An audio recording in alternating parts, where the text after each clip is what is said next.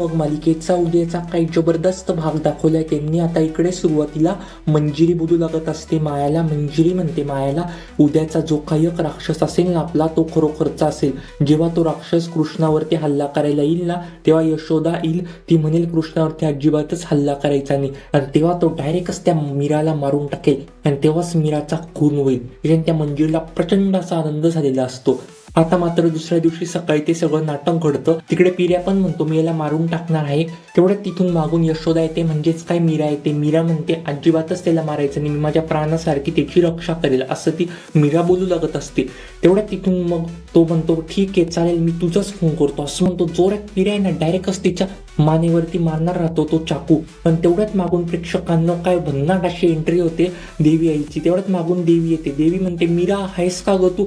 त्याच्याने त्या मंजिरीला एकदम मोठा धक्का लागतो, कारण की मंजिरीला लगेच कळलेलं राहतं चांगली शक्ती कोणती आणि वाईट शक्ती कोणती। जेव्हा केव्हा चांगली शक्ती तिच्या अवतीभोवती येते तेव्हा तिला प्रचंड असा त्रास होऊ लागत असतो। त्याच्याने तिचे परत असे हातपाय थरथरतात, तिला फार देखील त्रास होतो आणि ती तिकडून निघून जाते। तिला पुढे काय करावं काही नाही, काहीच सुचत नसतं। तिला असंच वाटत राहतं आता या मीराचा खून होऊन जाईल, तिचा एकदाचा अपघात करून टाकू आपण आणि मग या सगळ्या प्रॉपर्टीचा मालक आपणच हो। मार्जरी एकदम प्रचंड अशी आनंद होईल, तिला अशा या गोष्टींनी फार देखील आनंद झालेला राहतो। पण तिकडून देवी येते तेव्हा तिला एकदम मोठा धक्का लागतो। आता मायला पण एकदम मोठा धक्का लागतो। मायला असं वाटतं हिचा खून होणारच होता, तेवढ्यात ही बाई कुठून आली बरं? ही जर बाई नसती आली ना आधी इथे मुर्दा पडला असता। त्याच्याने त्या मायला पण फार देखील असा राग आलेला राहतो।